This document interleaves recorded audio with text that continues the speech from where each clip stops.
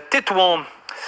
On passe maintenant à l'artiste du dimanche. Salvador Tomnui a découvert son talent pour la peinture à Casablanca presque par hasard. Et c'est dans la perle du Détroit qu'il a pris ses quartiers pour créer mais aussi exposer sur ses toiles un enchevêtrement de couleurs et de formes évoquant des personnages imaginaires aux allures humaines ou animales, des créations que l'on peut admirer notamment de temps en temps à la Medina Art Gallery de Tanger. Et Salvador Tomnui qui nous a rejoint sur le plateau du 20h Week-end. Bienvenue, heureux de vous accueillir. Alors, je ne peux pas commencer cette interview sans vous poser une question sur votre look. D'ailleurs, ça doit être le cœur de l'interrogation des téléspectateurs. Ces pinces à linge sur votre tête, il y a des photos de vous, effectivement, avec ce type de coiffure, si j'ose dire. Qu'est-ce que ça veut dire ? C'est une façon pour moi d'inviter ma personnalité en dehors de la vie quotidienne. J'aime bien passer inaperçu parfois. Et je m'amuse à faire des choses et je me suis retrouvé avec les pinces sur les têtes. Du coup, ça devient un nouveau look pour moi. Du coup, je trouve que c'est bien d'être différent aussi. D'être différent, mais c'est compliqué de passer inaperçu avec ça, vous savez. En public, les gens ils sont très curieux. Et pour moi aussi, ça permet de développer un dialogue, de déclencher un dialogue parce qu'aujourd'hui, vous savez, les gens ils sont très peur d'approcher des gens sans vraiment un sujet. Mais avec ça, les gens ils m'approchent. Mais attends, qu'est-ce que tu as sur les têtes? Et puis après, ils découvrent, ah oui, en fait, c'est un artiste. Et puis voilà, on devient parfois des amis. On dit non, mais il est fou. Ah, bah, moi, j'accepte tout, quoi. Alors, votre dernière exposition, elle s'intitule « Couleurs du silence ». Sauf que derrière cet intitulé assez poétique, cette poésie des mots, se cache une réalité plutôt dramatique. Laquelle ? Alors, cette exposition a été inspirée par le drame, malheureusement, qui s'est passé à Amélia, tout récemment. Et comme moi, je suis issu de cette communauté de mes rangs, je me suis senti un peu touché par ce qui s'est passé. Et j'ai pensé vraiment à faire contribuer pour que au moins les voix soient entendues parce que avant de faire ce travail, j'ai entendu souvent les voix dans ma tête qui crient pour demander justice. Et je me suis dit, il faut que je fasse quelque chose. Et c'était au moment où j'avais l'occasion de faire une exposition, ma première exposition officielle dans une galerie d'art. À la Medina Art Gallery. Medina Art Gallery. Cette réalité, vous la connaissez aussi, cette problématique de l'immigration illégale, clandestine ou forcée. Est-ce qu'à travers l'art, c'est d'une certaine manière une façon pour vous de faire entendre les voix de ceux qui n'ont pas eu votre chance ? Exactement. Parce qu'avec l'art, on peut communiquer, on peut toucher les gens au fond. Et je trouve que mon travail me permet d'être assez proche, de relier entre ces communautés-là, ces personnes qui n'ont pas la chance. Et parfois, je les conseille, j'utilise le pouvoir de l'art parce que l'art a un pouvoir extraordinaire de pouvoir réunir les gens, de pouvoir rassembler les gens. Et à travers toutes ces occasions, j'essaye vraiment de passer un message qui les éduque, qui les permet de comprendre que ce n'est pas à tout prix de partir. Il faut essayer, il faut tenter sa chance, mais sans violence, sans chercher à tout prix réussir. Il faut avoir de la patience. Et mon travail aussi, c'est ça en fait. C'est ça l'idée.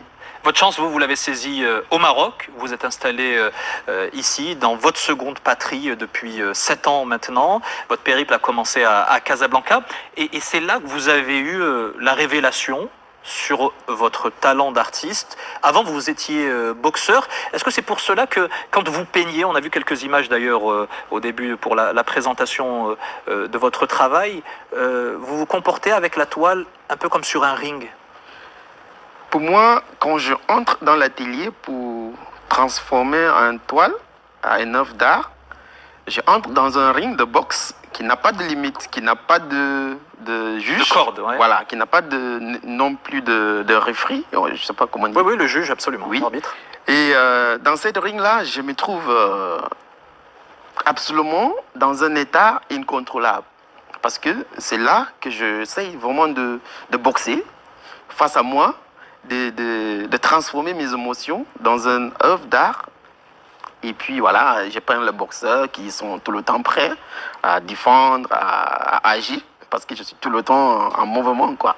Donc, cette côté de boxe, ça reste toujours. Et je pense un jour, je vais pouvoir retourner dans les rings s'il y a la possibilité. Et vous continuez à vous entraider en tant que boxeur? Oui. Effectivement, moi qui vous vois de très près, vous avez le gabarit d'un boxeur. Et ce qui est très beau dans votre parcours, c'est aussi votre engagement auprès de la jeunesse, auprès des enfants en tant qu'artiste.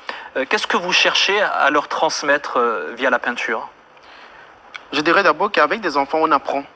Chaque fois qu'on est avec des enfants, on apprend quelque chose. Mais dans mon cas, je ne suis pas un artiste issu de l'académie. Je suis un artiste autodidacte. Donc, avec des enfants, je me découvre aussi de plus en plus. Et c'est comme un échange. Il n'y a pas de prof entre moi et des enfants. On est tous des apprentissages face à quelque chose qui est plus grand que nous. Parce que l'art est très vaste. Mais avec des enfants, je leur montre ce que je sais faire. Et à travers eux, je découvre cette naïveté, même cette curiosité qui vous a surpris. Vous me racontiez une expérience que vous avez eue récemment avec de nombreux enfants qui vous ont littéralement sauté dessus pour en savoir plus sur votre parcours. Tout à fait. C'était dans une école ici à Casa. J'étais invité pour animer un atelier et à ma grande surprise, j'entre dans la salle de classe et les enfants m'ont posé tellement de questions et j'ai compris ils ont allé chercher à savoir qui j'étais.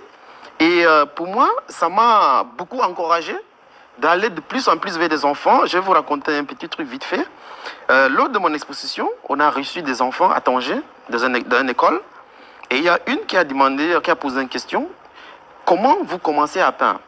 Et il y a l'autre qui était juste sa camarade de classe à côté. Et m'a jamais vu travailler. M'a dit, écoute, je pense que quand il est un peu énervé, il entre dans son atelier, il commence à peindre comme ça et puis il s'exprime.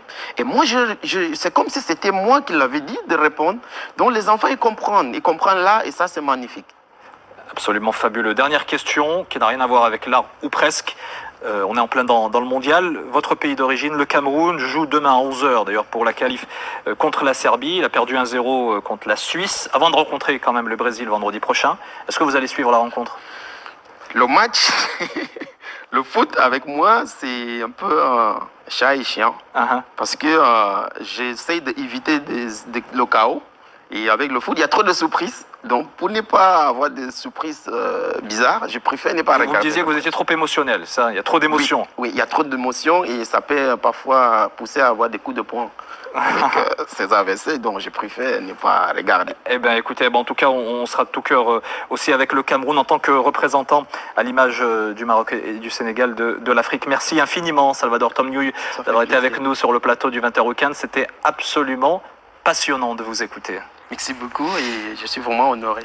Tout le plaisir est pour nous. Au Cameroun, on l'évoquait bien évidemment, comme au Maroc et au Sénégal, les supporters sont à fond derrière leurs équipes. Une ferveur africaine qui s'est exprimée à l'occasion du 3e Grand Carnaval de Dakar, un événement initié en 2019 pour célébrer la richesse culturelle du pays. Une ambiance qui dépasse sans rappeler ce que le Maroc a vécu aujourd'hui dans ses rues du nord au sud du pays.